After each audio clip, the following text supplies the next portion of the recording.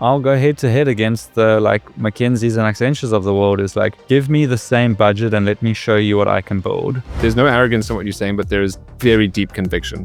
Where does that come from? Why do you have that conviction? The real playbook is talk to the users so that they can tell you what they're willing to pay for and build that. That is it. That's the playbook. 4 ventures in our second year, 40 in our third year. So the ramp up started going. And then we had 80 in our fourth and we had 200 by the fifth year. What have you got that everyone else is missing if you're willing to share it? It's not about the product as much as it is about understanding the problem and then how you package the solution and how you build a community and a network that is here to use the solution, adopt the solution, distribute the solution, etc. So this is where we get maybe a little bit controversial. Bring it. I love controversy.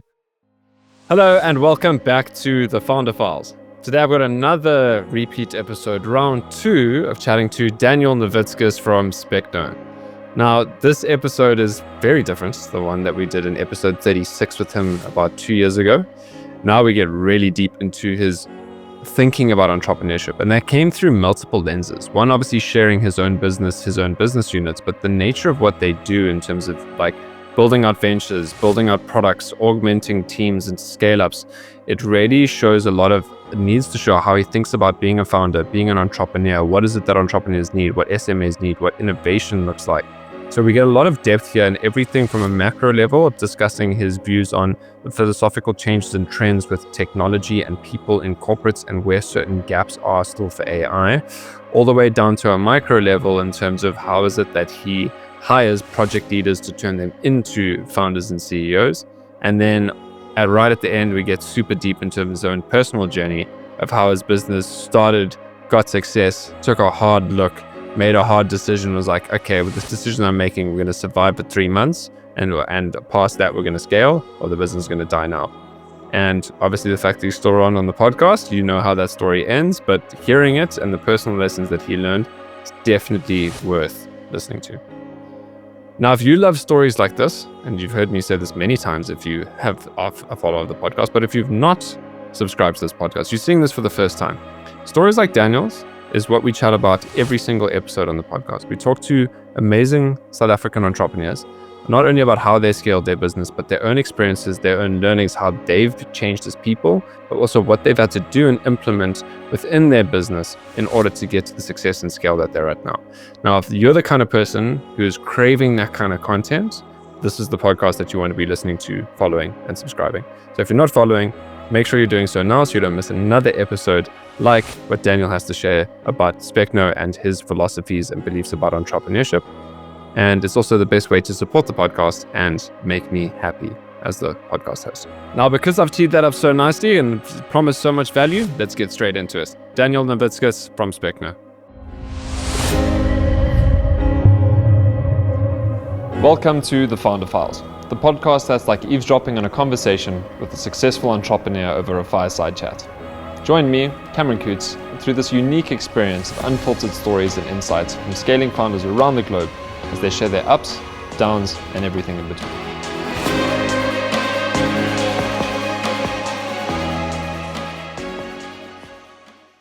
Dan, welcome back to the Founder Files. We actually, before we clicked the record button, I was actually scrolling through Spotify to see what number podcast you were, and you were number 36. Now you are well into the hundreds, man. It's great to have you back. I think there's been quite a journey you've been on the past 2 years since we last spoke. Can't wait to share your story. Welcome back to the podcast.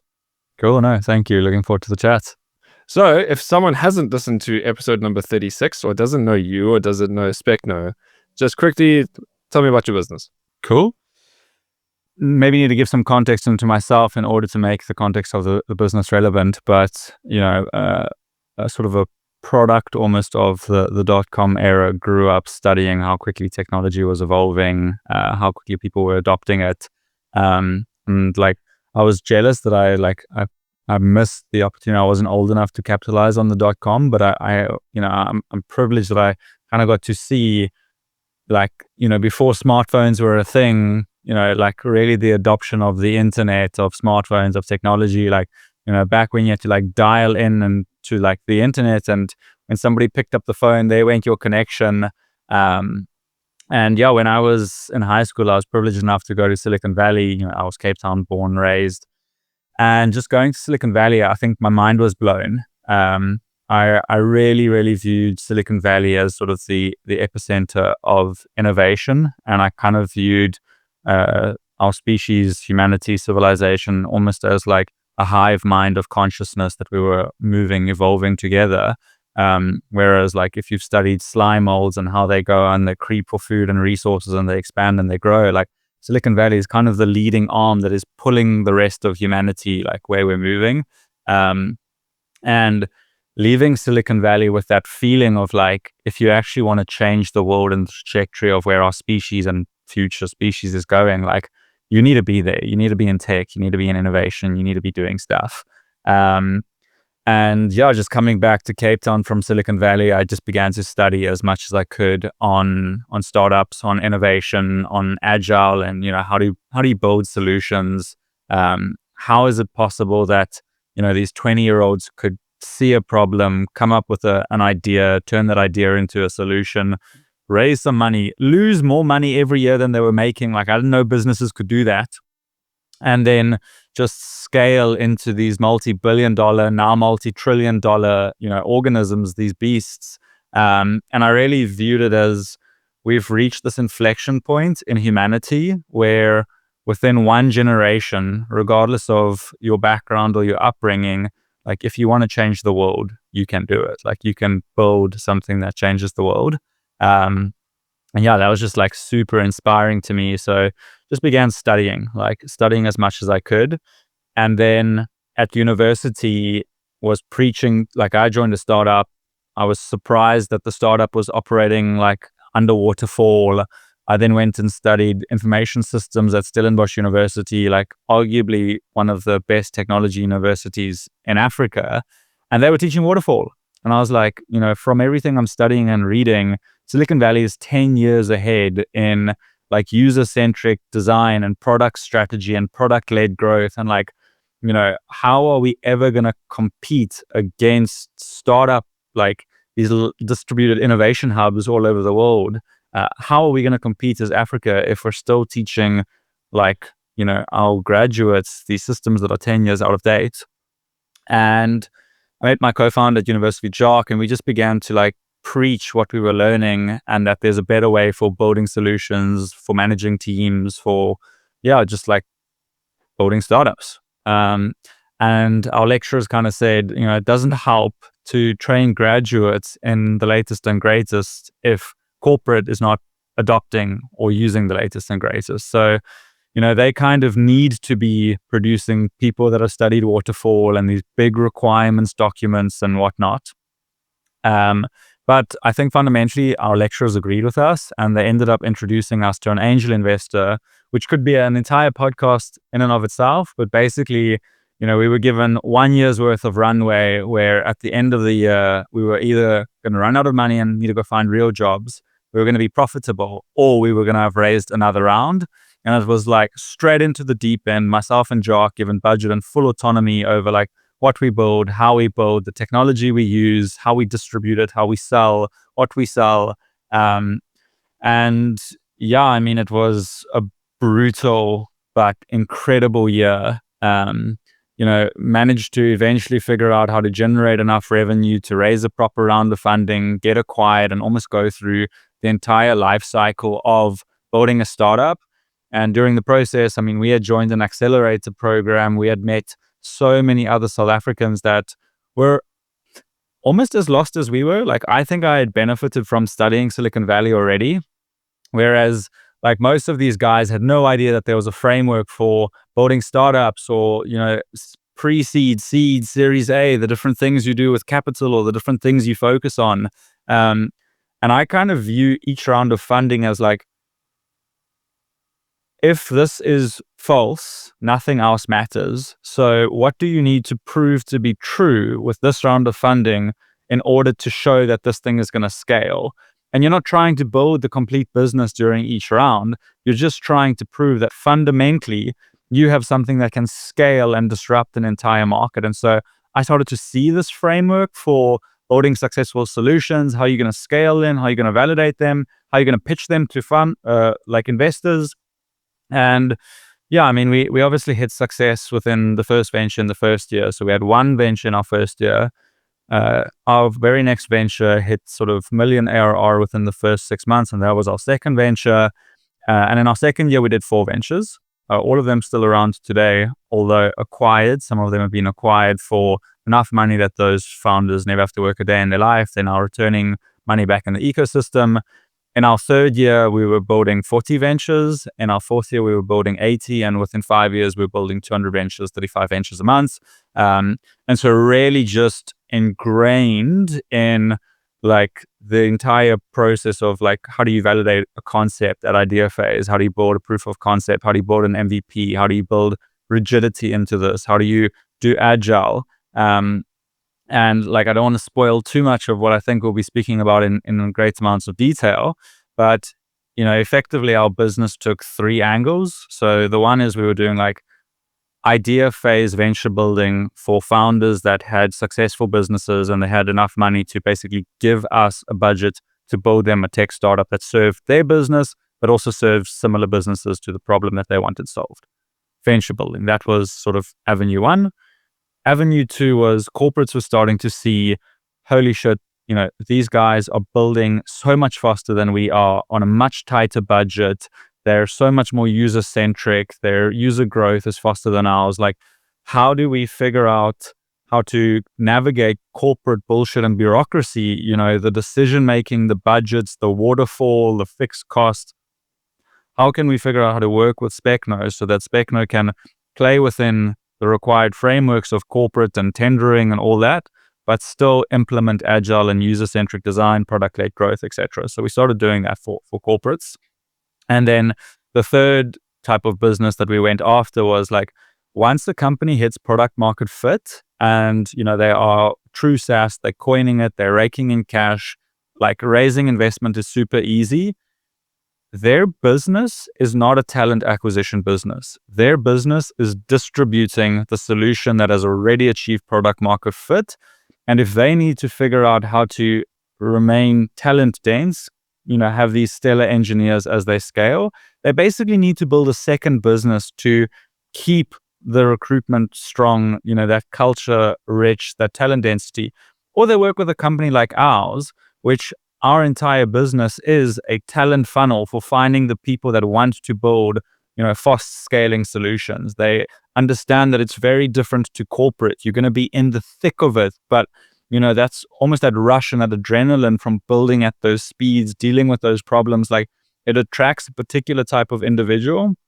And so we also do team augmentation for companies that have hit product market fit, can afford to pay a premium for talent, and are basically building out teams through Specno that are dedicated to those scale-ups.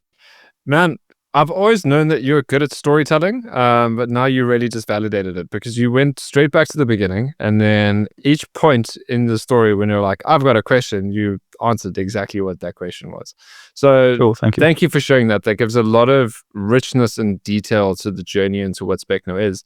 But I just want to understand one thing. How would you describe the industry that you're in? And then I actually want to understand business model afterwards, because it's like, would you say that you a venture builder, but what does that even mean? Is this a professional services? Is this an agency model? Is it's like I know it's very human capital intensive. Do you take equity in the startups and the ventures that you build? Like, how does that work, man? Like, what are you as a company? Yeah. It's a great question. I think it's something that I'm continually trying to answer, because I think the way in which you answer it allows people to open doors for you, and the more concise and specific you are, the sort of the better the network effects thereof. I guess when I think about what I am personally building is like, I am building a holding company that owns various different agencies that run their own independent business models. So the venture builder, I see that as more of a consulting company that is using consulting as its first mechanism of funding. We're basically bootstrapping the venture builder. But the intention is to, like, we have taken equity in a few of our ventures. We're now taking equity in all the ventures that we do venture building for here on out. So that's been one of the changes in the last year. And the intention and the strategy behind that business is to look for gaps in the market where big companies are too slow in order to adopt technologies like AI, and they're not going to be able to innovate fast enough. And their path towards innovation is acquisition. And so we identify where new technologies can plug gaps. We then build out a POC. We plug that POC into one of the existing software providers through APIs, and we position the startup for exit. In the exit, the idea is to show that there are repeatable business models where we can implement a similar framework. And over time, we will raise a fund to fund our own ventures, positioning them for acquisition so that we can return capital to our funders. So that's business type number one. Okay, so before we continue on to the next ones, I want to just quickly understand, based on this shift, I mean, there's so much of a story there that we can obviously get into, but it's like you went from like loads to like now focused on ones that you only take equity and a lot more deliberate, a lot more intentional. I'm assuming you and Jacques aren't the founders of these ideas. You're obviously finding founders to take these and run, providing them with, an experienced team. Like you'll sit on their board, you'll provide a whole bunch of services, you'll help them go to market. But basically, how do you find and develop the founders to be able to run these ventures? Or maybe the other better question is, how do they find you? So I think what's important to clarify is that we have the three different business models, and within our venture builder is where we're effectively starting at an idea phase business, and we're building something that is new. It has not been conceptualized yet. Maybe you've thought of what it might look like, but it hasn't been validated. We don't know if this startup is going to work, is going to scale. Typically, a business comes to us with a problem. So, it's an existing business. They might be generating $10 million a year in sort of annual recurring revenue, whether in SaaS or consulting or whatever it might be.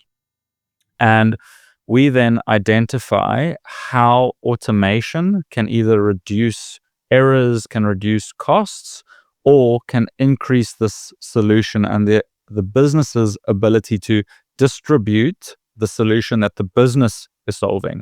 Like whatever that solution is, technology is simply a scaling mechanism to automate the scale of that distribution, that automation, etc. Okay, so we've got start, scale, and I feel like there's an and now. Not necessarily. So what we look at is companies where there is a clear bottleneck to achieving operational efficiencies, where that bottleneck can be plugged by technology, but where the cost of implementing that technology is probably higher than the efficiency gains of the implementation for that one business. But if we can save a business $10,000 a year, as an example, and it cost $50,000 or $100,000 to build that solution, it would take 10 years to generate a return on that $100,000 spend. But if there are non-competing businesses that they are in fact competition, but because of geography or whatever, they're not true competition, they're not competing for the same customers, can we then take that solution and can we sell it to 10 customers? And within the first year, each business is now paying $10,000, but we've got 10 customers paying the full price of that $100,000 build. And in that way, we use our customer to validate saving them $10,000, but we know that there are hundreds of similar SMEs like that customer. We then take that solution and we launch it as a startup. And we, as the Specno venture building team, we almost hire a CEO that acts as the jockey, where I am on the board and where the original, like the founders that came to us with their business also sit on the board. But neither the client nor I are the CEO of this venture. Together, we are co-building a team that is going to be fully invested and running with this thing. And we're positioning it both for acquisition and for early fundraising so that it scales. And got you. Cool. Maybe last bit of clarity there. Why I believe this to be the future of the venture building model is the days of pitching an idea to investors and raising millions of dollars on an idea in hopes of scaling. you are going to find some that can still do that, but the majority of the time, I think that's dead.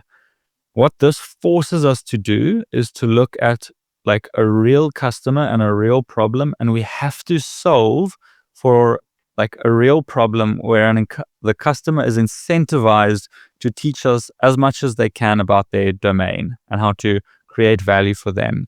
And when we're obsessed with true value creation, we then think about what is the distribution channel to distribute the solution, not only to our customer, where we're also focused on adoption, but we're focused on making it easier for them to adopt something that definitely creates value for them. And then we think about how do we distribute that to other people like them that are not directly competing with them, but in different towns, different cities, different countries, different continents, like other people will adopt the solution. And in all likelihood, this is just one module of software that they're already using. So can we offer this as a module to the main software provider so that they can distribute it to their other customers and form our distribution channel? Got you. Okay. So where I'm at right now, my understanding, specifically just on your venture builder side, is that like even at the nature of why I wanted to start is like, how would you describe the industry? How would you describe the business? We give a term, but naturally, as you boil it down, is like what you explained is how you think about it differently. But now I want to go like an extra level deeper in terms of how it is that it actually works. And so what you've shared there is that there's like the two routes. Obviously, there's going to be an extremely innovative, disruptive idea, which are very rare. A lot of founders think that theirs is innovative and disruptive. As you get into it, it's like, no, I've seen this pitch about 50 times. But that's the one side. When it truly hits, it truly hits. But on the other side is to your point of customer example can solve this problem, but too expensive for me to be able to do this at a return on investment, although it is a painful problem. But if we do this at your industry and solve for non-competing businesses, this can be inherently profitable and everyone wins. Right. And so like that, and that's a very clear example in terms of a solution. So I understand the thinking in terms of what it is that you're looking out for. And so obviously the founders that you get from either are going to be slightly different too. Because I think the latter, it's again, is like that's where you can obviously hire the jockey for it, because the idea seems to be conceptualized internally in terms of the exposure and the experience that you have with the kind of stakeholders that you engage with, and finding that right person. But all this context is me trying to understand now how it works again from you, because you've got a very interesting lens. Like you think like a founder, but you also think like a service-based business, and you also think like a VC. You also think like an exited founder.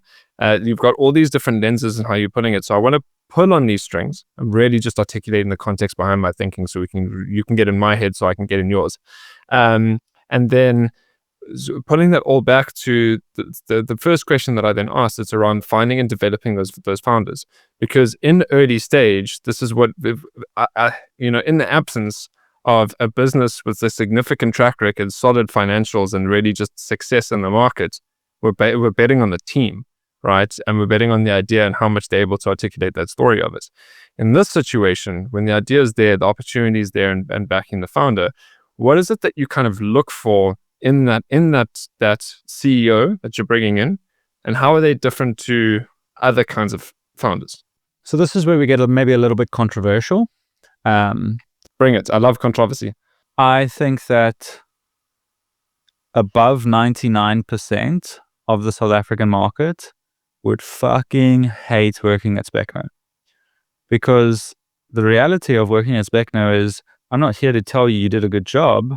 I'm here to show you what it takes to build a business where the market will tell you if you did a good job or not. And the market doesn't lie. And so, like, one of the things that we try and employ at Specno is like a very fair value-based incentive system. And that comes back to like our people strategy of how we incentivize work and our people, and like, what people effectively work on. But when I recruit what I call project leaders that are basically CEOs in training, I effectively look for people that are exceptionally career orientated and understand that, building your first successful venture is almost a rite of passage for everybody that is one day going to build an empire of their own. And like the guys that I have working here understand that the opportunities that Specno gives them, the freedom, the autonomy, and the brutality behind whether what they're doing is truly valuable or not. I'm not bullshitting anybody.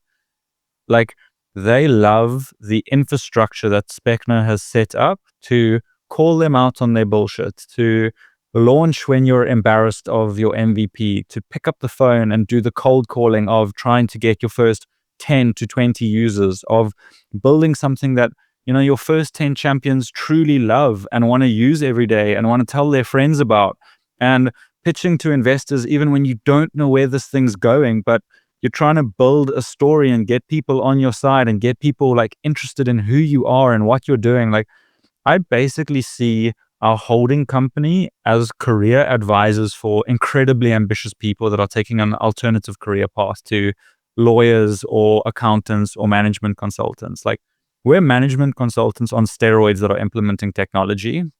And like, this is bold, but I honestly think that we're going to build a business model that pays better than any other company in South Africa for the 1% that is willing to get in the trenches with me and build real ventures. And that's a personality thing. Like, I need to hunt those individuals. I can't train the traits and the culture, but I can train the strategy. Dude, if you had that employer brand, well, I mean, if you existed, but also if you had that employer brand when I was fresh out of university, I would have been first in line, because that sounds epic. And for the record, I love the fact that you used the word brutality, because the market is brutal. And the point is, it's it's my me being brutal with you first is a kindness, right? It's like either you're going to do it here internally where you're safe and I'm not going to judge you, right? And it's like, this is part of the process because it's like, I've got your back. Or you're going to do it out there and you're going to actually feel that sting of shame when like everyone rejects you. So like, you're either going to do it now and you're going to listen to me, and you're out there, you get smacked in the face. I feel like with the right people, it's always going to be a combination of both, because the nature of being a CEO and founder is it's like there's a level of ego, and ego is not a bad thing. It's the degree to with which it is in control is the important part. But the amount of ego there to be like, I still think I'm right, I'm going to figure it out anyway. So it's this combination of like, I'm going to listen to you, but I still need to get smacked in the face. And those are the perfect people for it. Yeah, 100%. I mean, there's deep amounts of autonomy in how our project leads / CEOs are jockeying their project. Like, I only know at a surface level what people are doing because I can never micromanage success. Like, they need to own what success looks like. And success is like, did this thing achieve profitability or fundraise? Because that is what me and your other investor, i.e. the starting client, like, that's our metric. Build this thing into a legitimate venture or you're out of work.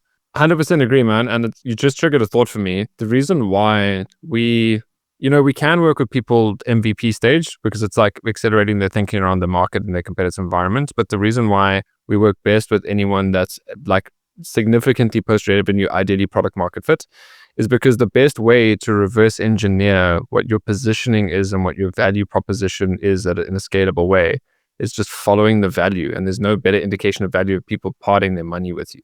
And so like that's the point, is you can go and believe in it as much as you like. You can have these ideas, you can go out there, but the point there is it's the market that decides. They're going to tell you what the value is. And the faster you can get there, and that's the ultimate thing that matters. And if you follow that path enough, and you can consolidate that information, you can actually simplify it down into what the value is. Otherwise, it's actually just hypotheses before that.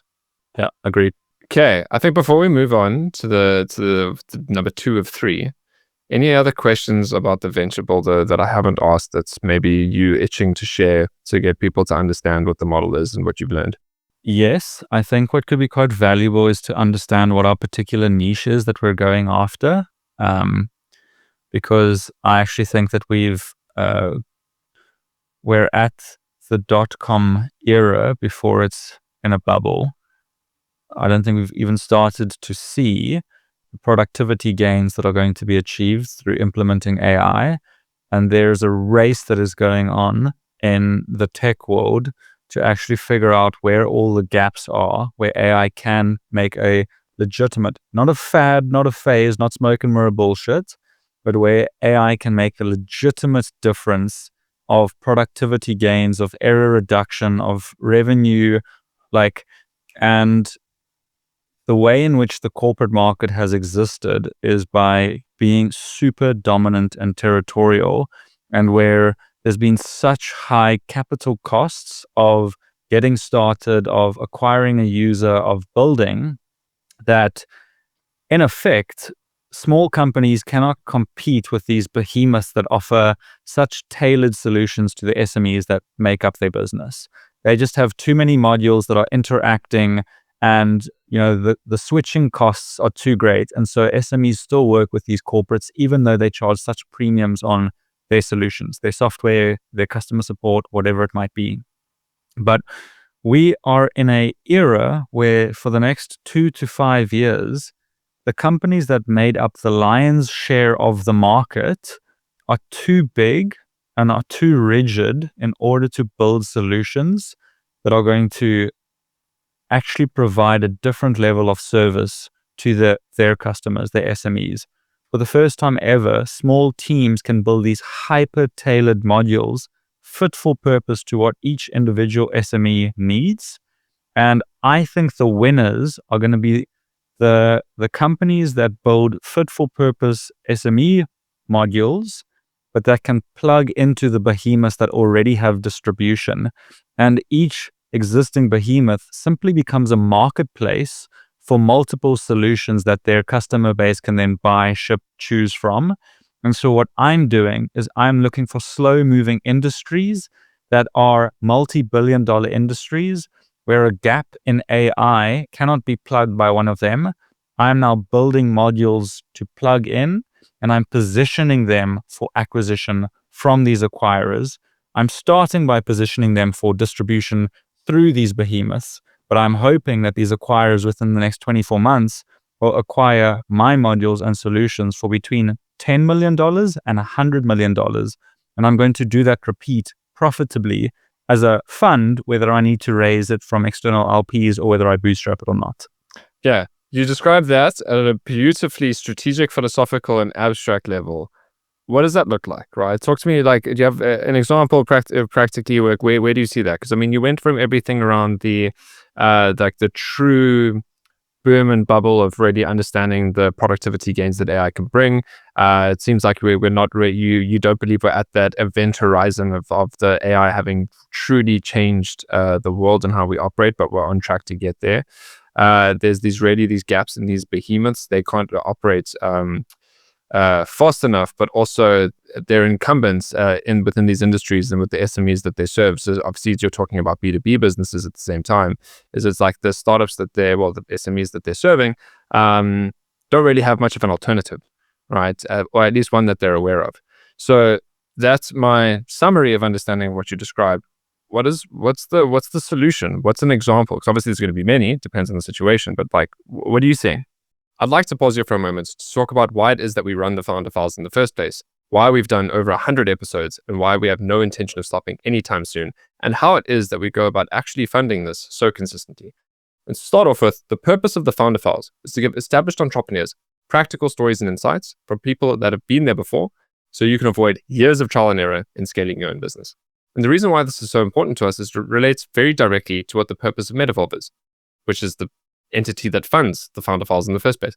And that is to accelerate the time it takes for entrepreneurs to build businesses that are able to thrive without them. Practically what that looks like is our mission statement, to ensure that as many founders as possible can take a holiday where they actually switch off whilst their business keeps growing. And the reason why this mission is so important to us is because as many entrepreneurs, we built these businesses to potentially work less, right? Have a sense of freedom, but we found ourselves working harder than ever. And we thought when we conquered these original problems around survivability and getting to product market fit, we then achieved growth. And then the nature of the problems that we have now fundamentally changed. And we found ourselves working harder than ever, right? We're working longer hours, we're making harder decisions, people are coming to us, we're having to put out fires, and it can feel so intense, and we're constantly getting pulled back into operations because of the fundamental reason that no one knows our business like we do. And this is where Metavolve comes in. We use strategy as the process to really download all of your knowledge, all your thinking about your business, about your market, about your product into your management team so that they can be empowered to execute while you focus on growth or frankly, doing what it is that you want with your time. So if you want to hear more about what Metavolve does and how Metavolve can help you attain a new level of freedom in your scale up, then click on the link in the description below and let's have a chat and a curiosity call to see how I can share some of the insights I've learned from working with and interviewing over 200 business owners in the past 3 and a bit years. But that's it from me for now. Let's get back to the episode. Yeah. So, I mean, this is the first time where I'm venture building through patent protection, which is different because I'm building really novice solutions that, are requiring a fair amount of IP protection, because I actually believe that it's not the revenue or the user base that is going to be valuable. It's the core underlying solution and IP that my team is able to build within 1 month to 12 months or 6 months, or however. We can build solutions much faster than these behemoths can. Their strategy for innovation will be acquiring these small solution and companies like what I'm building. It's an opportunity cost thing. I've got the resources to be able to purchase this, and I've got the resources to build it, but the opportunity cost of building it versus waiting for you to build it and then buying it, it's a no-brainer. Oh yeah, it's so much cheaper for them to just, buy the IP. So what makes this relatively difficult to answer right now is that a lot of our IP is, we've sent it off to IP lawyers in the States now. We're building US ventures for US distribution scale. My team members they've flown to the US, they're on the ground there, they're implementing the solutions in the US. Like, I believe in foot sales, you got to be talking to your users in person. So I can't go into the specifics right now of what we're building. In the next 3 to 6 months, I might be able to do almost a podcast of itself, where I'm taking very big public swings because I have total conviction in what we're doing.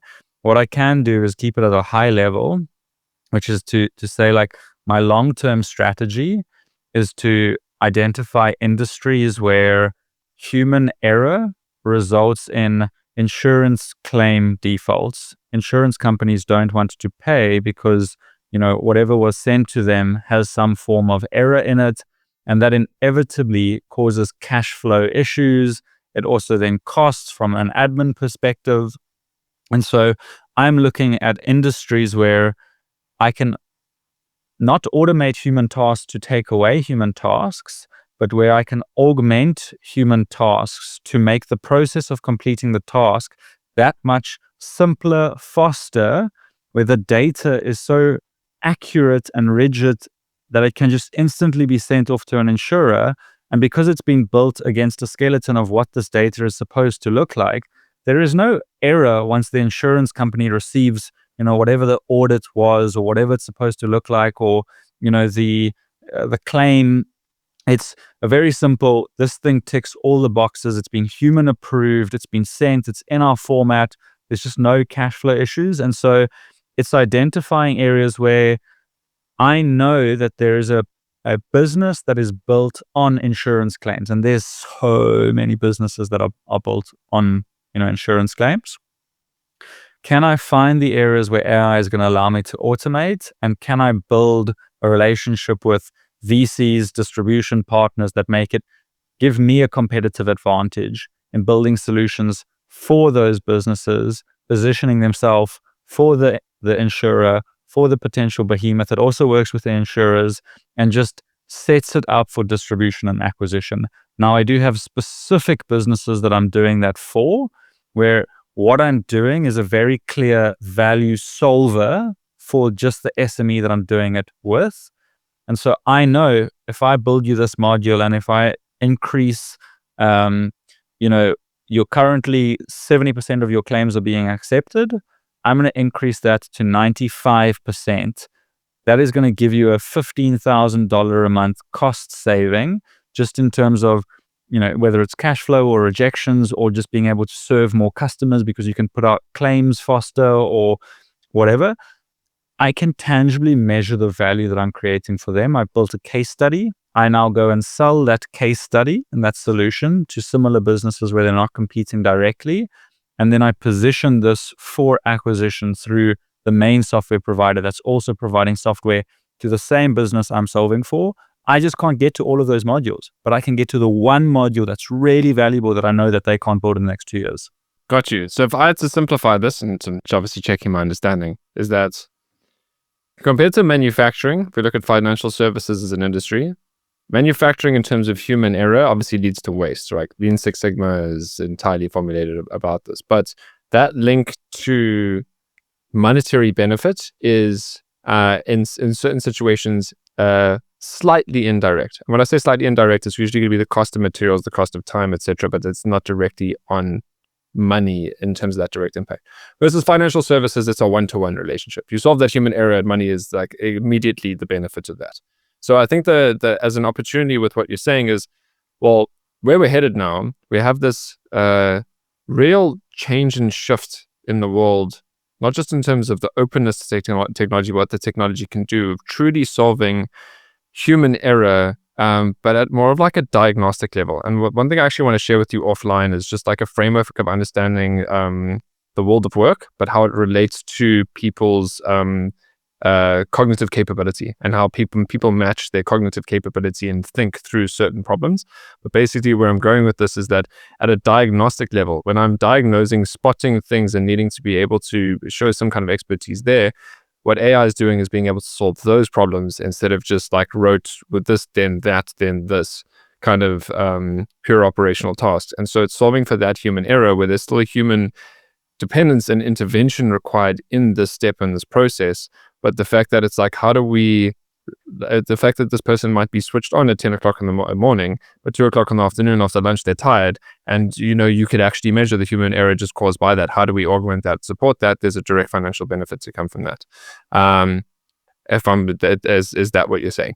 That is definitely an element of it. There are so many different avenues that like the solution provides value within. Like, one of them is in cognitive load support, so that, there is less per human error being made. The other is the fact that, when it requires less cognitive load for a human to complete their task, that human can actually output many times the task required. And so the human's output, not only is the error rate lower, but that depends on the type of task. So I know that this human can service more customers because what used to take them 2 hours now takes them 30 minutes. And not only does it take them a fraction of the time to do, but the error rate during 2 hours, you easily could have made a mistake. Now, focusing for these 30 minutes when in a way where you don't actually need to be the primary source of focus, we have so many controls and checks in here that yes, there might be some other fault rates that come from not running checks properly. And actually, I'm going on a bit of a tangent now, but I had a great conversation with somebody in AI yesterday. They said that the two things that you need to measure when figuring out whether or not to implement automation is what is the marginal efficiency gain and the value of moving from, let's say you were right 80% of the time to being right 90% of the time. Now, that's one thing that's important to measure. The second thing that's incredibly important to measure and often overlooked is what is the cost of the mistake that has now been incurred by believing that you were right when that AI system implemented it wrong. And if the error from an AI system is 10, 20, 100 times greater than the human system, suddenly it changes the total equation. You're not getting a 10% productivity gain. You're getting a 10x error cost for every error that you're doing. And so you really need to think about what happens if a human says that this AI generated output is correct when it's actually not correct. Now, that's where these nuances are going to come in. It's not as simple as I tell you my strategy for building businesses and all of a sudden you build something that's going to be acquired for 10 to 20 million. You got to be smart about this shit. Yeah. No, but look, I think what you've shared at the end there is you're right, we have gone on a tangent. And for the record, this is why I love this, but I do want to wrap this up. And for the sake of the listeners, it's guys, where are we going? So we'll wrap this up, we'll take a step back and we'll get back to your journey. But I think the way you shared what you shared now is it's at the definition of a law, right? And a principle that I love is the fact that in certain situations when we're dealing with long-term strategy, it's I'd rather be imprecisely correct than precisely incorrect. You can get into analysis paralysis on things that you don't need to get into now, right? And so the point there is that if we're dealing with a thing of that marginal efficiency gain of 80 to 90% that you mentioned, my way of saying that is imprecisely correct. Is imprecisely correct good enough in the situation? Then 80% is fine. Right, that 20% error, it's that's good enough. But if it's not okay, and then the other multiply here, the part of this framework and matrix is the consequence of the error, that is a law for you to look at. Well, there's value, right? You to find something where you are high requirement for precision, very high cost of getting it wrong. You solve that, you're gonna make a lot of money. Okay, so got it. Okay, so I think that's it. Does that summarize how you're thinking about the venture builder side of your business in terms of what ventures to go after building now? Correct. Lovely. Fantastic. Cool. Business unit number 2. Business unit number 2 is, we go back to the word brutality. When you are doing venture building and you have a clear runway, your venture is going to be out of money and you're not going to be able to pay salaries in 6 months, 9 months, 12 months, whatever your runway is. And, with startups, it's usually between 6 and 24 months. And like, for some people, if they knew that they were out of a job in 6 months, like the amount of anxiety would be crippling. But like, when you're venture building, one of the things that like clear runway does is it forces you to prioritize whatever's the most important thing to do, whatever drives the needle. And that for me is kind of the unlock that I see of when people start as an employee at Specno. They start thinking that they're here to do a job, and then they realize there is no, like, I like to pretend like there's a playbook for this shit and there's a lot of places where you can go and learn frameworks. But the real playbook is like, talk to the users so that they can tell you what they're willing to pay for and build that. Like, it's the grossest simplification of what it takes to build a successful business or a successful solution. But that is it. That's the playbook. Like, speak to users, build for what they're willing to pay for, build it, go to them, show it to them, get them to use it, figure out why they won't use it, figure out what it's going to take to pay for it, figure out what it's going to take to tell their friend about it. If they stopped using it, phone them, ask them why they stopped using it, figure out what you need to build to keep them using it, and just keep doing that on repeat. Yeah. The number of businesses in South Africa that are spending millions a month on tech and just have no idea that that's what you're supposed to do, it's laughable. Like, I might be pissing off a lot of corporates because they're like, oh, well, we've made so much money, we understand our shit. Like, yeah, sure, you've cracked your distribution model on your cash cow, on your money maker, but your ability to build competitive new revenue streams based on disruptive technology, maybe you can copycat and you can leverage your distribution advantage, but can you pioneer something new? Most of them is a no. Yeah, so most corporate South Africa, they can read the books, they can listen to the talks, they can theoretically understand what they're willing to do. And then they're like, oh, but NDAs and brand reputation and corporate budget and decision making and my KPIs and my promotion and every excuse that they can give to not do the things that are required to build successful solutions. Which is simply getting smacked in the face by the market. Exactly. And I think, the sad thing is that some of these companies, like, they have so much money to waste that they almost get lucky in 5 million, 10 million, 20 million rand later. They're like, oh, sick. We figured out something that we just need to spend another 10, 20, 50, 100 million rand to scale. But the stupid amount of money that they spent during the validation phase, like, they don't need to spend that. And that's one of the things that we actually do. That's our second line of work, is like, we figure out how to validate software solutions quickly and early and affordably. And then we figure out what needs to get built and scaled.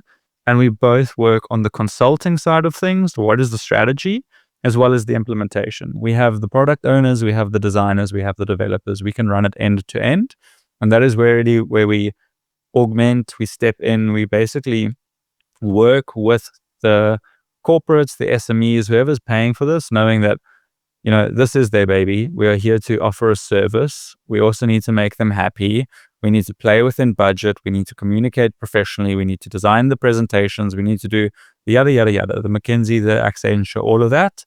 But the thing that we need to be better at, that like I'll go head to head against the like McKinseys and Accentures of the world. Is like, give me the same budget and let me show you what I can build. Because my framework of building lean and just being brutal about what it takes, like, it is the winning framework. And like, that's where, it might be arrogant, but I'm willing to go head to head against any other venture builder, consultant, like, whatever that is.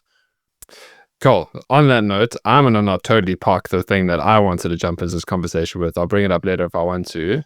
You can't say something like that and not follow it up with why. So Dan, why are you so comfortable and confident to take someone head on? What's the framework like?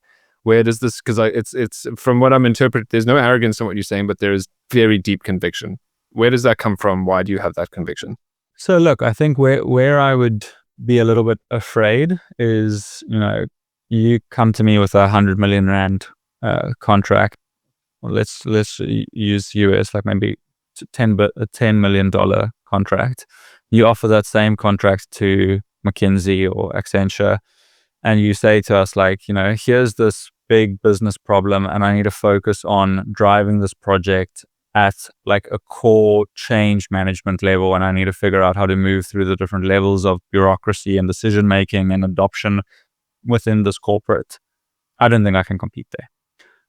That's not the game that I understand and play in well. I have not worked for 20, 30 years in corporate management consulting, etc. Managing those budgets and those teams and those politics, like, they've built their entire business models around that.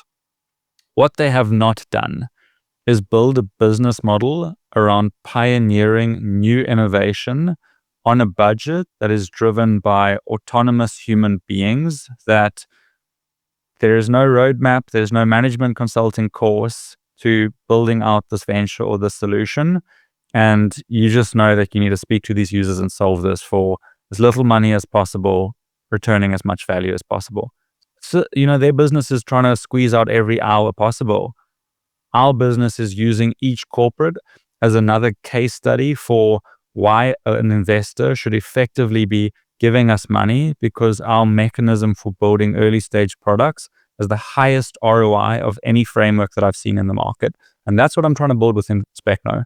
So then what is that framework? Like what have you got that everyone else is missing, if you're willing to share it? Yeah, I mean, it's not what everyone else is missing. It's what everyone else, in theory, knows to do. And for the million whatever reasons they're just unwilling to talk to users, launch early, gather proper feedback, motivate and drive a team to make changes within 24 hours, within a week, to relaunch, to test, to analyze, to grow. Like, obviously, like, there are founders that have figured out this framework, and they're now building unicorns or hitting product market fit and scaling. Like, I'm competing against those guys, but I'm also not directly competing against those guys. I'm just trying to prove to myself that there is a framework for building multiple successful ventures at scale. And I'm hoping that one day I'm going to actually take that framework that we can all read in the Lean Startup or in the YC, YouTube videos, and I can actually just put that into an agent, some sort of AI agent, where it's like, your goal is to act as my product strategist and coach and talk me through how to build a novel solution for this problem. Like, what should I do? What should I focus on? What should I test? And there is no textbook that can answer that, but where I am already amazed at AI and the way that my consultants use AI is there's enough general theory that when you give enough context of what the problem is, what the market is, what the competitive advantage is of the founders, the business, etc., you can build a pretty good strategy for returning investment on whatever you're spending on that piece of technology or that business you're building. And I'm just trying to, like, if you think of this as a fund, I'm trying to show that every rand you invest in Specno and our framework is going to return far better returns than the market. I think the simplicity of what is coming through in what you're saying, of what is that you're doing different with other people is you full circle back to when you started with the word brutality. It's actually funny that that word's even necessary, because from what you're talking, what I'm piecing together in my head is that why are people not doing this is because it's painful. Literally, your nervous system, your brain signals rejection, shame, disgust, Change. dismissal. Change. The thing that people are the scaredest of, just change. So I won't even get to change right now. As I'd say, like a huge part about it is got to do with, and the reason why is from an evolutionary psychology perspective, is the fact that we were evolved in hunter-gatherer days, that if I experience the emotion of shame, it is because I'm being othered and I will likely die if I don't have the support system of this tribe within me. So your brain signals that, this rejection, this shame as a survival instinct, pain, do not go after that and do that. But the problem is, if you don't do that, you're not going to sell. You're not going to learn from users. You're not going to get kicked in the face and get this radical rejection. Couple that with the fact that we are in the most pain avoidant and sensitive part of human history that has ever existed, means that, like, as Alex Hormozy would say, well, probably he's got some quote about this somewhere, but it's like the whole point of this is just like, it's never actually been easier to have a competitive edge just by going out there and kind of not having shame in sales. And the difference between a lot of successful founders and ones that don't necessarily make it is that they've done and practiced this because it's sales for them isn't a taboo topic, right? It's not this taboo thing like of what's going on. It's just the nature of it. And it's like, they've completely built up that muscle, that this is not triggering that pain response because they've done it enough. And you keep telling your nervous system is like, nothing happened. I'm alive. I'm perfectly fine. Oh, and the person there is not actually upset with me. They might be a little bit upset that I wasted their time a bit, but like, especially if it's other entrepreneurs, they're like, I get it, right? Carry on, but like, get out of my inbox, right? And so I think that's the fundamental basis of it. And like, I'm looking at this philosophically and psychologically. And to your point is, the reason why you're able to do this lean with less resources and get to either better results or the same result faster, is just because of the fact that it's like we're going to engage with the market as fast as possible because we're simply just not afraid of rejection. Yeah. And as a consulting company, we reject a lot of potential customers because they think that we're here to build what they want. And I make it very clear, no. I'm here to build what your users want. I'm here to make you successful. I'm not here to be some monkey that claps for you. And that's why you're paying a premium to use me. And it takes our customers a little bit back at first, those that use us, and they're like, oh, you are more expensive than the other dev shop that I spoke to. But the more I engage with you, the more I realize I'm paying them to make mistakes for me. I'm paying you to solve a problem for me. So yeah, like, I think it is just that brutality of like, the market is going to dictate whether we were successful or not. And I care about being successful. Love it. How would you summarize that into what it is that the model of your business unit 2 is, or at least maybe a label? My first thought is digital transformation without the bullshit. Like, everyone's throwing around the word digital transformation, and there's just so much fluff and presentation and like research and bullshit that goes into it. But digital transformation is just like, like MVP the shit out of this thing, figure out if it's going to work, build some automation, and once you know it's going to work, then you build in the rigidity and scale. Epic. Okay, now number 3.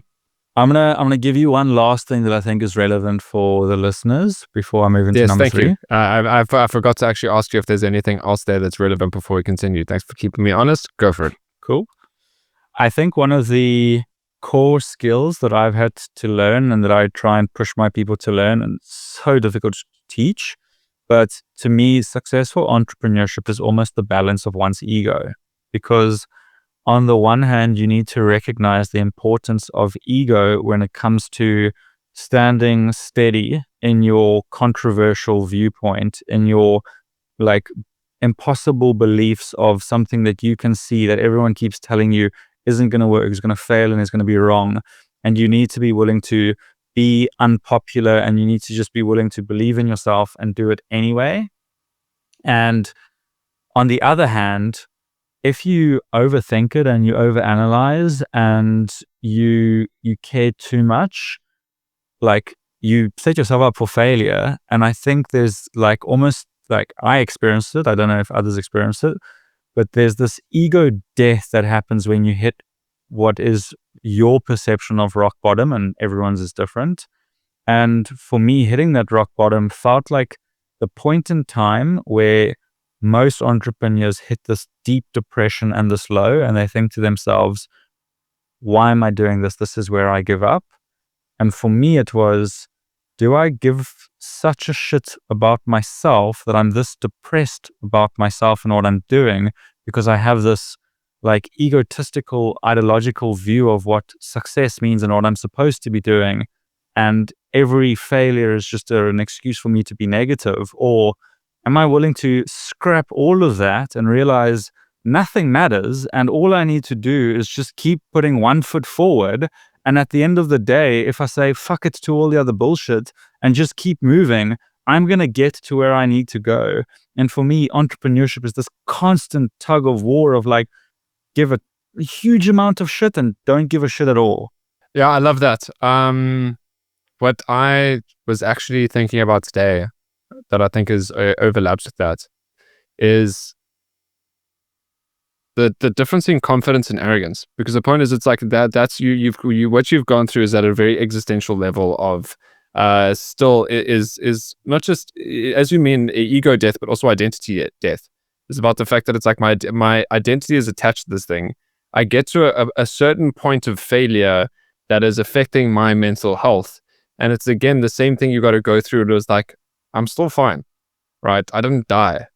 Oh my God, why did I? And there's you can't make someone be version 2 before going through that. You have to actually teach your nervous system that. But I think that the point in how this presents is the fact that a lot of people look at entrepreneurs and say like arrogant or versus focused or something, for example. And like for me, simply confidence and arrogance are actually two different traits and two different dimensions. Because the opposite, because again, the opposite of confidence is not arrogance, right? The opposite of confidence is self-doubt. The opposite of arrogance is humility. And so the point is, you can be very high in self-doubt, but still arrogant. You're fragile ego. You're protecting yourself. You'll be very high in self-doubt and humility, and that's you never listen to yourself or believe yourself. You listen to pretty much everyone else. You'll be very confident and very arrogant at the same time, and it's like, okay, now you over-believing your own opinions. Or you can be confident and humble, because it's like you have that deep set of conviction, but you're always open to learning from other people. And I think that difference is that existential gap that you went through is what forces the outcome of it actually increases confidence, but like increases humility at the same time. And that's where this is a common set of traits that I see in successful entrepreneurs. Yeah, agreed. How do you bake that into other people? You know, I think for me, that's where our model is so beautiful. It's not me that's trying to teach it to you. It's you come here with all of this arrogance about you were a product owner in your other company, you guys did so well, and now you think that like your ideas for the solution are going to work. Great, now go talk to 5 users and like show me the conversation with them. And like seeing people just, as you say, like, you know, just get smacked by the honesty and truth of like, you know, somebody that, why should they bullshit you when you're wanting them to part way with their money? Like they're going to actually tell you what they need from you in order to part way with their hard-earned cash. And the resistance I get from my team members that haven't gone through this transition yet and picking up the phone and trying to sell, I'm not sales. Why should I be selling? Like cold calling is so beneath me. Like you're not cold calling. You're figuring out the distribution channel to adoption, and you're figuring out all of the barriers along the way. And you're building research and understanding that salespeople that do this for a living full time will one day be going through. But until we understand and until we learn it, we cannot build a successful product. So it's really that intensity that I think I bring to my team that makes them absolutely love and hate working with me. But I care about building successful products more than I care about effort or ego or vanity metrics or show. And that's what I love about the market, is the market doesn't lie. Dan, love it, man.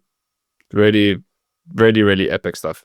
what it's really reminded me of is Melvin Nubega, who's like one of the most successful South African entrepreneurs of our current time. And when I say current time, is like this modernity of like a 10-year window. And for him, who's now on the board of Old Mutual, he's working with the office of having calls with the office of the president. He's an amazing VC partner, obviously still a director and a founder of a multi-billion-dollar multinational company. He simply says, what I still do is sales, right? I'm selling every single day. It's just selling something different to a different person for a different reason. And I'm no longer selling a product, but everything I'm doing is sales. And I wouldn't be able to do this if it wasn't the skills that I learned cold calling and cold emailing, getting my business off the ground from YC in the first place. And we've got this, the more that I'm obviously chatting to this, I love doing this, but the more that I chat to founders, more I am a founder myself, but like the more I'm seeing sales is everything, man. Right?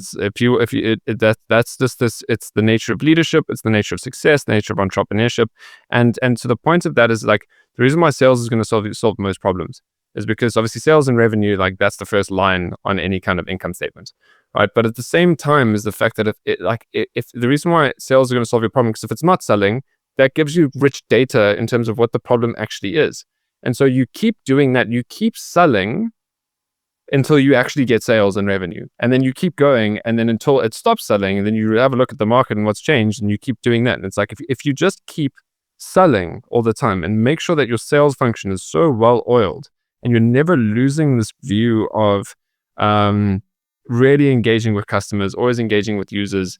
It's them that's deciding this at the end of the day, which is very difficult because we all get arrogant. We're arrogant at the beginning, then we get successful, we get arrogant again, then we get humbled, and it's just human nature. But that's right. If we just always, and I think a big part of it is like, and we need to change this philosophy of what it means to be a salesperson. And Daniel Pink, to sell is human, got it spot on. But like philosophically, I think that's what's holding a lot of people back. 100%. I think sales has become such a messy word and gets so looked down on, and it's difficult. Like people underestimate how difficult good sales are, and they like, I've seen the friction between like my sales members and like the rest of my company, and like sales gets the most hate and the most grief, but like it is an endless brutal job filled with rejection and problem solving and constant learnings and self-reflection, and it's like it forces an evolution of oneself that is unlike anything else that I can describe. Couldn't agree more, man. Yeah, actually in that journey myself now, as we speak. It's great to get the bird's eye view of it, but I'll let you know when the existential dread for round 3 kicks in for me. Sweet. Okay, on the topic of round 3, tell me about the third business unit. Third business unit is actually, although we've been doing it for 5 years, this is the first time that we're sort of taking it seriously. And we're in May, the idea is now, like, basically a week away, we're going to launch it as its own business. Whether we do so publicly now or not, we're going to figure out. But 5 years ago, we had this team contact us from the States. One of their founders, ex-South African, was there doing sales and, just figured out this problem that could only be solved through automation and technology. And they had come to us just after hitting product market fit, and they said to us like, hey, like their world is on fire, like in a way that they couldn't have anticipated, described, expected. Like everything is burning, everything seems wrong. And I think that there's such a false perception of what product market fit is supposed to feel like. Like for teams that have never hit it before, they think it's like this, woohoo, like we're there, we've solved it, like things are so smooth sailing from now. When you hit product market fit, it feels like you are going through hell, because it might be the most intoxicating feeling you've ever felt, the most addictive feeling, the progress that you're seeing, that you're making. But everything that used to go wrong goes wrong on steroids at a rate and a speed that you just do not have the time to solve and fix and do and get to. And the founders that make it and the founders that don't are basically the ones that figure out you need to choose which fires you let burn, because those fires aren't going to burn the house down. But these are the fires I really need to focus on. And like, I think like super sexy scale ups, they do have this like intrinsic advantage in being able to attract really great talent. They can pay above market. They're doing something fun. They're doing something exciting. The energy is infectious. Everyone who works there is posting about it. They're telling their friends about it. They're attracting other people about it. And it doesn't matter how difficult the work is. Like, people love the fact that they're staying late after work, that there's beers in the fridge, that they're ordering pizzas, that it feels like a family, it feels like a team. And then it gets to the size where politics starts to set in, and that's usually like around the 50-person mark, and sometimes it lasts until like 100. And then the team that started there is no longer in the loop. Suddenly there's rumors and there's politics and there's hierarchy and there's ranks, and now people want to get paid for overtime, and people want to know what their title is and when they're getting their next promotion, and like, how do you measure value? What is my career path? Like, yeah, it switches from we're a team to we're becoming a corporate company. Don't get me wrong, there's been some startups that have grown very big before that bureaucracy sets in.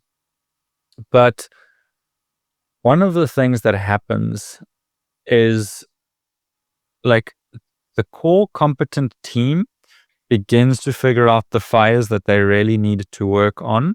And then politics come into play where, unless the core team is still responsible for driving recruitment and hiring, the other team members want to hire team members that are worse than they are, so that new team members come in underneath them instead of coming in above them. Well, at the end of the day, so I can feel better about myself. 100%. Whether it's conscious or unconscious, it still happens. Yeah. And, the employees are trying to look after their own job security and title and hierarchy. But one of the first things that happens in, scale-ups that start really hitting like problems is talent density takes the highest knock and it suffers. And one of the reasons why that exists is because onboarding or recruiting, negotiating, onboarding, and managing great talent is such an incredibly difficult thing to do that the founders that are now and the core team that is focused on these existential fires feel like they do not have the capacity or the time to manage their existing team while putting in the same amount of hours, investment, relationship building, all the other things that made those first 50 or 100 employees such valuable and core members of their team. And so suddenly you have this beautiful company and this beautiful culture, and you hire your next set of engineers or people, and all they hear is the rumors and the gossip and the bullshit and the politics. And, maybe you've invented this beautiful 2-week onboarding where, fuck it, like you had no onboarding before, no formalized onboarding, and now you think you've done so much better because you've built like a 2-week onboarding flow and it's better than nothing. And, that's the fire you're prepared to let burn. But the way in which you manage and onboard your talent is going to determine whether your talent density stays or fades within that very crucial point as you're hitting scale and building scalable systems into your business. Now, our third business line basically obsesses over that realization. And we look for companies that have hit product market fit, knowing that they are needing to scale their talent density, the frequency of interactions, management, motivation, onboarding, like how often they're checking in with team members, etc. And effectively what we're doing is we're hiring and co-managing and co-onboarding startup and scale-up style talent that is very difficult to hire and get to once you reach that scale. And so our companies are paying a premium to recruit teams from us, but those teams are sitting here in our offices. We're positioning team leaders to interact with, if it's a CTO that they're interacting with, they're looking at the product strategy, the journey, the tickets, the dynamics of the team, the engineering. And we're basically building a system to help scale-ups scale faster, keeping their talent density, keeping their engineering on track. And all they need to do is figure out the cash side of their business, how to generate more money, because yes, they're paying a premium to our talent, but we've just removed so many of the core problems around managing talent as you scale. And there might be other businesses that do this, but I haven't seen businesses that do team augmentation at the level of dedication that we do. Often it's have a bum in a seat, you recruit them from us, they're employed by our company, our consulting company, but really they're on your team and we leave you to manage them in the way that you do. We do an element of that, but what we really do is we partner with whoever's using us, working with us, hiring from us to understand what their culture and goals look like. And we only work with companies that have an aligned culture in the way in which they're mission-orientated, value-orientated, people-orientated, delivery and distribution-orientated. That way, we've figured out operating systems to manage and scale our people, our recruitment processes, our interview processes, our onboarding, etc. We can handle that for you. You just pay the premium for the talent, and we will co-build your team and your management, and we'll work around your time zones, and we'll work around your comm strategies, and we'll work around your deadlines. And so it's a very synergetic way of working with some of the best talent in South Africa that wants to work for great scale-ups, wants the big technical challenges, wants to be in the trenches there, but for whatever reason isn't, connecting with those companies directly that are either in Europe or America. I wish I could say that they were here in South Africa, but we're not working with any of the scale-ups here in South Africa. I guess they've either got enough money or they're not willing to pay, our rates. And so we're either working with the corporates or we're working for the venture building locally. But yeah, we're doing a lot of the team augmentation for sort of foreign companies. Yeah. Okay. So now we're talking about stuff that now I'm confident I know a fair amount about. The early stage I'm still in. I'll let you know when I've solved that. But this is the irony, is like this is the stuff that I know. The reason why we look at people as a metric in business it's for many ways it's a vanity metric, but for us it's the number one predictor of complexity in a business. And so exactly what you're saying now is that especially once you get past the 50 mark, is the organizational redesign that needs to happen, where I actually need standard operating procedures, standard ways of working. I actually need policies, etc. It's you become a different kind of entity, and so there needs to be this really important formalization of culture. That doesn't mean you have a formal culture, a formalization of what your culture is, so that the politics can be avoided. But again, to your point, is all what you can do is augment some of your key talents in order to do this, so you can minimize the complexity that you have to handle. You can handle one outsourced service provider, or you can have another additional 20 team members, right? An additional contribution to your management structure. But practically speaking, this speaks to another client of ours that they are so much further up the value chain of what you do. They do the network cabling infrastructure for Google's hyperscale data centers. They're expanding across Europe and into the US. But like the whole point of literally the fiber cabling and network cabling that allows like server rooms and everything AI in the cloud to run right now is because of them, right? Their whole distribution model and from a scale-up perspective is like they're very much there. But the view of it was not bringing in an HR manager, right? Outsource HR manager. Fully employ a talent acquisition specialist. Because the point there is like you need people that understand the business well. You've got such a niche skill set that's now going global. Control that kind of capability and do and handle that. But that's in a case of the fact that there was no one else really doing what they do at their level of quality. And the difference is what you're explaining is your level of quality. You're able to kind of stand out the market. It's like we've solved that for you. You don't have to solve this internally.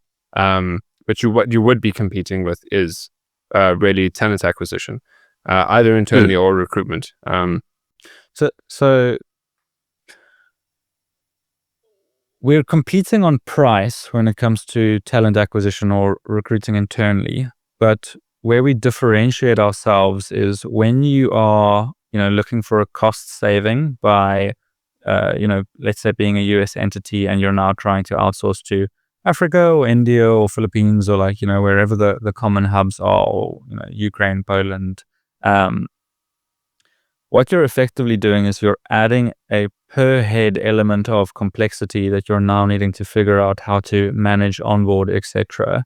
And that is a service that we're not competing for and against. We're removing that complexity layer. And what we're sort of offering you is effectively, we're hiring you a manager to help you manage your project and your team that we're then going to manage building out in accordance to your business strategy, your business culture, your goals. And we're so good at understanding what you need and the culture and the complexity that we are in effect an extension of you and your team, and we know how to problem solve with you and we know how to work with you. So it's not a like we're struggling with the positioning of this. Like I mentioned, we're only launching it next week, although we're already doing around $1 million rand a month in revenue from the service. We've got some early adopters in it. But we're effectively figuring out how to just people think onboarding is 2 weeks. Onboarding is not 2 weeks. Like onboarding is the constant re-engineering of how you manage somebody to drive performance and happiness out of somebody, to not only keep them performing, but also retain them throughout their period of performing. And that's what we solve for. Love it.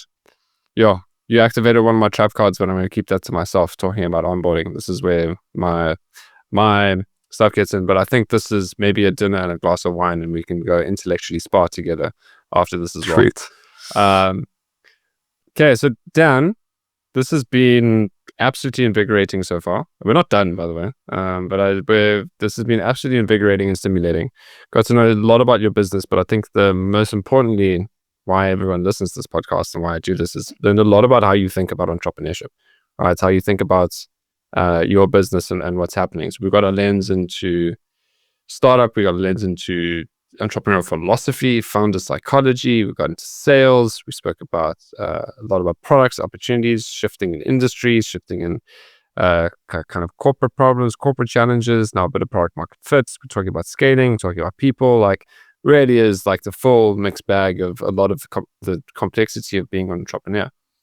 Like, let's pull it back to your story, man, right? So I think the where we prepped for it together is just this kind of 3-step story that we've really gotten so much value from, but really want to get back to this, but that moment of your own slice of humble pie, right? That kind of kicked in. And it's like you had the 3 steps, you know what the 3 steps are.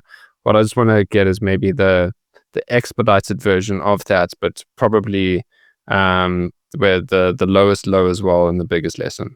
Cool, perfect. I think in order to answer that, I almost need to go back to my starting mission, and you can then understand how that influenced the journey.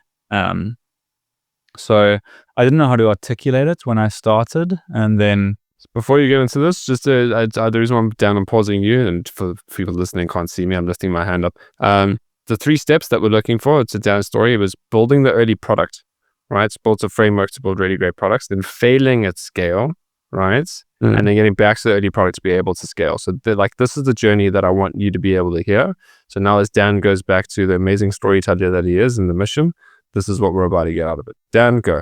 So didn't know how to articulate the starting mission at first, but during the first 2 years, this was basically what evolved. And then at company all hands, this is what I was constantly repeating and driving down. But I said that Specno revolves around 3 core missions. So mission number 1 is we are going to build the framework for how to build leading innovation. When it comes to using technology to solve a problem, we're going to be the leading framework in the world that people follow when they want to take an idea from concept to commercialization. We're going to write the playbook. Eric Ries has kind of become like the godfather of the lean startup. I want Specno to be like the universal university that people go when they're like, I want to think about launching digital innovation. I'm going to go onto Specno's website framework, however this evolved, and I'm going to figure out how to learn from Specno's academy, whatever, and I'm going to implement this, or I'm going to use Specno's consultants, or whatever it is. I wanted to be number one in the world when it comes to like the thought leadership and philosophy and coursework and training and materials on how do you build leading innovation. Goal number 2 was, I said, okay, let's put a stake in the ground. Let's teach our framework to 1 million entrepreneurs so that they can build 1 million tech-enabled businesses by 2030. Goal number 3 was figure out how to make this commercially viable so that once we hit our goal of 1 million businesses, it doesn't stop there. That's just the starting point, and we go from there. Hopefully that wasn't all in order. So we're going to do the one, then the other, then the million, and then we'll figure out how to make this profitable. Oh no, it absolutely was in order. That's the start of my demise. That's the point. That's why the context was relevant. Goal number 1, it started when I got back from Silicon Valley, and I just tried to view every book and YouTube video and conversation with a founder or a mentor or podcast or whatever I could as a resource towards my own internal framework that I was trying to mentally build that I might one day figure out how to document. And like I was obsessed with studying the framework and trying to learn it and trying to figure it out. And during my university years, that's what I was pitching and preaching to my lecturers, and not just them, but anyone who could listen to me. And that's what ended up getting them to introduce an angel investor to me, where the angel investor said, I believe in what you're saying, and I'm going to give you, actually, they said 3 years worth of runway. And I said, give me 3 years worth of runway, but understand that I'm going to spend it all in 1 year because I don't want to waste more time than that. Either it's going to work after a year or it's going to fail. And they said, okay, it's your budget. You run it how you wanted to run it. And again, I use the word brutality, but putting myself in that position where, like, Jock blames me for his balding. I put us both in that position. It was like, really, we have a year to figure out as 2 university students, like no real practical experience, all this theory. How are we going to build a successful venture? And like, even after studying the theory, like the first product that we built took between 3 and 6 months. I can't remember the specifics. It was long ago now, but it took that long before we showed the first version to a user. We were doing user interviews throughout the process. We were just very protective of like what we were building, and we didn't want to show them. And they just kept feeding us this amazing feeling of we're on the right track. We're on the right track. If we build this feature, they're willing to pay for it. Once we get here, they're willing to sign a letter of intention. Once we get here, they're willing to actually pay the fees. And it was only when we were so much further in and we thought that we had built something that was going to hit product market fit, and we launched it, no one wanted to use it. And it was like, what the hell is going on? Like, at that point I was arrogant. I really thought that this thing was going to be a success. And that was when that brutality kept in. And I realized that like people are willing to smile at you for days until they're willing to part money. And the second you actually need them to type in their PIN code and pay the money, that's when they get honest with you. And going through that journey and that process and seeing, maybe two-faced is too harsh a word, but just seeing like what a capitalist looks like when you're staring at them raw, then all of a sudden they're not your best friend supporting you in building this product, all these great ideas. It's like, no, actually, if you want my money, you need to perform, and this is what you need to do, and this is what I need to see from you, and this is how quickly you need to iterate on these features, and this is where you can't make this mistake because it'll fuck up my business here, and you need to do X and you need to do Y. And it's like, oh shit, we just entered the big leagues. They were maybe entertaining us because we were these 2 youngsters.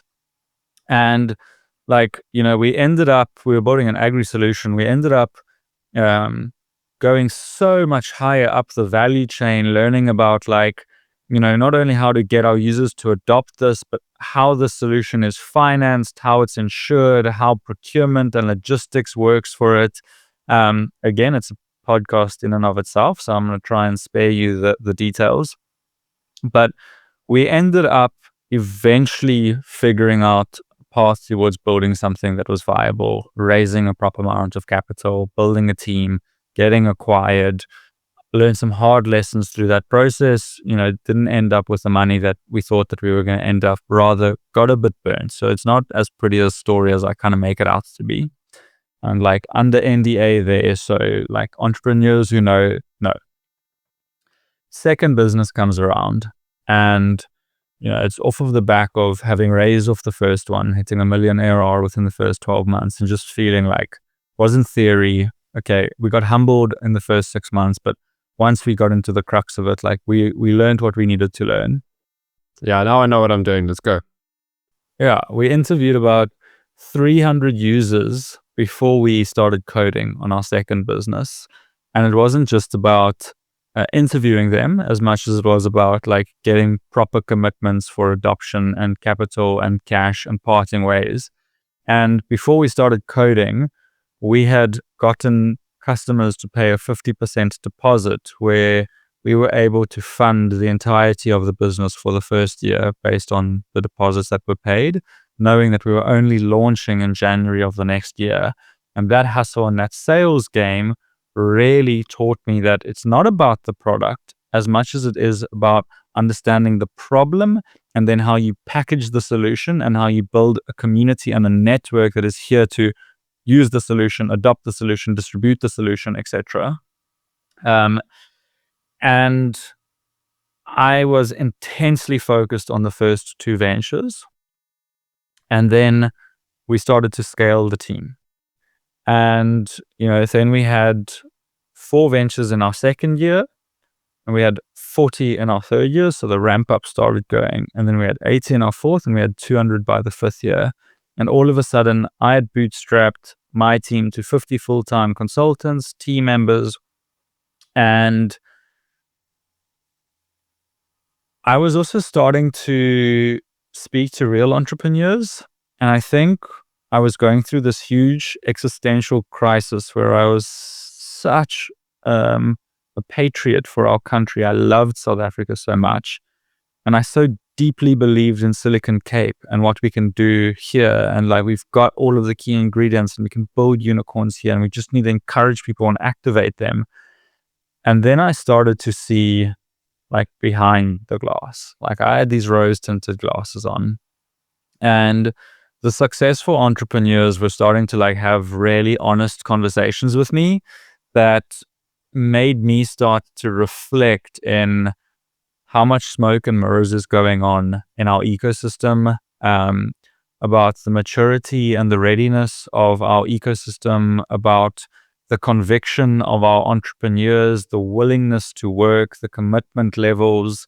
I started to see lifestyle startups that like had miraculously raised money from rich people that had never built a successful like startup. Maybe they had been successful in corporate, but like I was just seeing like room for disaster. And that started to make me look at, yeah, cool. We're building all of these startups every month. We're doing like 35 a month at one point. When is the last time we built a successful startup? They're all still alive, but they're like, they're scraping by. Most of them are churning. Zombies. Yeah. And it was hard. It was really, really hard to accept that what I had built and the service that I was offering to these people that were parting with their hard-earned money is not something that I was proud of. Like, I just wasn't happy with what we were doing, the work that we were taking on, the nature of our partnership, the nature of the work, the quality, the success stories. And what was even harder is from day one, I had thought that we were going to use building startups as like an R&D lab to test our framework and teach our framework to consultants, where our consultants were going to implement the framework to startups, and each startup was going to act as a case study and a data point to reflect how well our framework works. Train the trainer, basically. Yeah, we were going to scale that in different cities to show that, it was a framework that was true regardless of geography or sector or size. It could be taught to graduates, it could be taught to first-time founders, it could be taught to non-technical founders. And then I just saw this failure and I was like, yeah, I had gone out and I'd raised funding to franchise something that I was now starting to realize was in itself a zombie. Like we were getting customers through the door, but we were churning just as quickly as we were acquiring new startups, new revenue. And it had been a while since, our revenue had been growing, but our costs kept going up. And I just saw the writing on the wall and I was like, dude, like you're going to blow through all of this money that you've raised and you're going to build something that fails. And then you become just another one of those startups that's only surviving because they're going from raise to raise to raise to raise. And trust me, we'll eventually figure it out. Yeah, exactly. And I had hired people that had become like family to me. I was living with some of my team. Like they were like brothers, asked to be my groomsmen at my wedding. Like, I was super close with my team. And it was one of the hardest things in the world to accept that not only were we doing a disservice to our customers and the market and the mission and the vision, but also like it wasn't working with the people and the team members, and I wasn't managing to compartmentalize the personal and the professional and manage people and performance and brutality. And yeah, last year, I mean, this is the thing that I haven't been too public about, but I made the decision to cut from 35 clients a month to the 10 clients that I believed in the most, that I believe are going to be successful, that are going to be here in 5 years from now. And it was a massive gamble. Every single month, we were finding 2/3 of our revenue for the next month. We were churning through 2/3 of our revenue every single month, and we had 6 weeks of cash in the bank. And I made the decision that we have maybe 3 months of runway, but we're going to cut all of our clients. We're going to cut the people that are not willing to work, not willing to sell, not willing to serve the mission. And we're going to get intense about providing value so that within 3 months from now, each project is returning on its investment or there's a clear path to doing so. And that is going to provide longevity of the 10 projects that we select and choose. And today, every single one of those 10 projects is still with us, growing beautifully on the uptick, proving the model, proving the investment, proving the change, speaking to the users. But at the time of making the decision, it was, being an entrepreneur, I had the conviction. I knew I was going to make it work and I knew we were going to figure it out. There's always that little bit of self-doubt. There's always that, but I'm literally betting the company. We've got 3 months to figure this out. And if we don't, 6 years worth of work is done. But like literally, I had a meeting with the team today and, we're just looking at like last week we sent out like, I don't want to lie about the numbers. I know that we sent out a 5 million rand contract. I know we sent out a 7 million rand contract. I know that we 15 million rand plus of deals went out last week. It's not small amounts. Obviously, there's much bigger companies with big amounts, but this is all based on like an obsession about returning value and understand what returning value looks like. And we went through that huge dip of morale of like the team being like, our friends have left. What is this company transforming into? We're being so much more brutal. You're forcing us to go out into the market and to sell and to speak to users and to like develop this trust with these founders and to challenge their thoughts and to challenge their ideas and to like really make sure we're focused on success and not just politics and bullshit. And it was scary for people. But like the team said to me today, like today actually feels like the climax of all of the work that we've been doing. And it just feels like we are the steadiest we've ever been. And we're just the ship that is just motoring in the right direction. And it's this goosebump feeling of like, fuck it, we almost failed, but we're back better than ever. And like, we're ready to kick some ass now. And I'm honestly excited like now about what the future looks like. Dude, what an epic way to wrap this up. I want to just add in my 2 cents because I love these philosophical principles and quotes. I wouldn't be a podcaster if I didn't. But when you were talking about the moment of making that decision, one of my favorite quotes is, courage is knowing that something's probably going to hurt and choosing to do it anyway.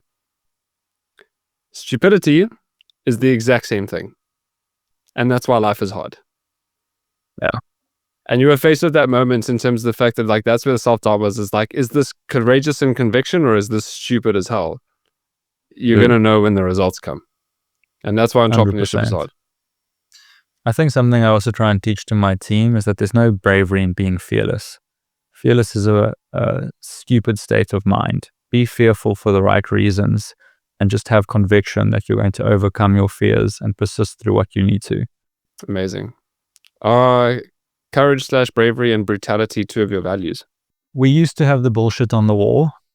We've pulled the bullshit off the wall, and we're now operating on the brutality of what does success look like for this venture and this team and what you need to succeed. And, you know, I know we're going to need to get to a point where we formalize it and put it back on the wall, but for now we're letting the market define us. Epic. I don't want to, you keep saying epic things and I don't want to like ruin your thunder by saying things, but I'm just sharing stuff that I genuinely think is valuable now. Is the point of values, and people are like, values must never change. And I'm like, why? Values is what you believe to be truly important, and values dictate behaviors that lead to your success. Now, if your behaviors need to change, then so should your values. And so I think like that's the, once the kind of cultural fabric of our behavior of what's leading to success, and we can codify that into values, amazing. But if that behavior is no longer leading to success, you now need to recode it into your new set of values. And just from this, what I'm hearing there is that the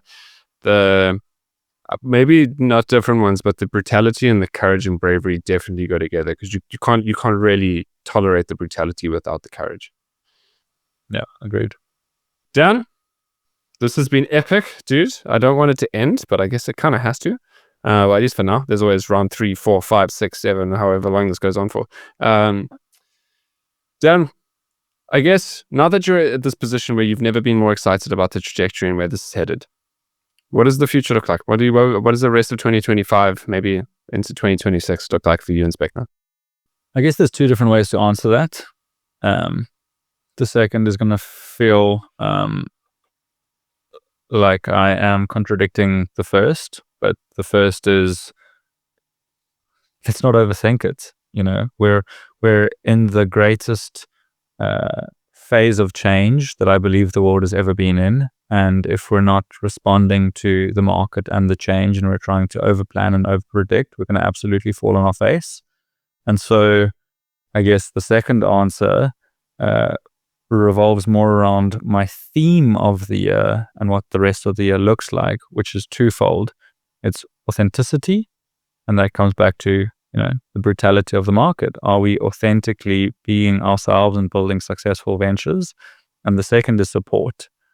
Are we united as a team and as a movement and as a country and as people? And it needs to start with the team for me, because if we're not united as a team, nothing else matters. But, you know, are we truly supporting each other in this vision and this mission? And I think that's where so much of my conviction and confidence is coming from now, is like, even when I say, you know, we're going to be the leading innovation agency in the world, we're going to teach our framework to a million entrepreneurs, we're going to figure out a commercial business model. I always felt like I had a core team that was in it with me, and I had a whole bunch of people that had these fake smiles, and I was like, whatever, dude, like, you know, I like the partying culture, and Specno is cool, and it's got flexible work and it's fun, but like, you know, I'll do my work to stay here, but I don't believe it. Now it feels like everyone believes it, and we're all holding each other accountable, and we're figuring out how to take initiatives, and we're supporting each other. And like, the beauty for me is I chose my partners in, like, you know, my shareholders around the fact that I don't have a single target in 2025. I don't report to anybody. I don't need to hit artificial numbers. I just need to keep the lights on and keep moving towards our mission. And, you know, it's never been about the profitability and the money for me. Look, that is the if this is a board game, that is the point system which defines whether the market values me. So I care about money in that sense, but I care more about scaling in a stable manner that puts me closer to my mission than artificially scaling for short-term opportunity that erodes long-term opportunity. Dan, what an epic place to be. What a difference as well from our conversation 2 years ago versus now. I can't wait for our third one, man. This is going to be insane. Agreed. Well done for what you've done. Thank you for being you. Thank you for sharing your story so openly and honestly. Thanks for being an authentic and brutally honest advocate for South African entrepreneurship. Keep doing what you're doing, man. Can't wait to see the next heights that you reach. Cool. Appreciate it. Thanks, Cam. As Dan highlighted so many times throughout this story and this conversation, is that the entrepreneurial one is brutal. I think that's the word I'm really taking away from this experience. But what makes it more brutal is the fact that a lot of people don't have the thinking partners, the space to actually challenge their thinking, challenge their assumptions, think about their decisions and where their business is at. And it can take this brutality and lead to burnout. It can lead to stress. It can lead to worry. It can lead to concern. Now, if you are one of those people, right, where you are feeling the brutality of entrepreneurship, feeling the brutality of the markets and the nature of scale, product market fit, whatever it might be, I can definitely help you, right? Have a conversation with me. Let's unpack this. Let's get it out of your head. Don't have to feel so alone. You can have a thinking partner. Not about me necessarily giving you answers, but it's more about me getting what's out of your head and giving you the space to think through what's coming and what you're going through now, so you can get just a little bit more of your sanity back, get some clarity, get some confidence, and make it through whatever stage that you're in now. So you resonate with Dan's story about going through those different moments and the brutality, whether it's the early stage, whether it's later, hit me up. Let's have a conversation. Would love to have a chat. But until then, thank you for listening to another full episode of the Founder Files. Love having you here. I'll see you at the next one. Cheers for now.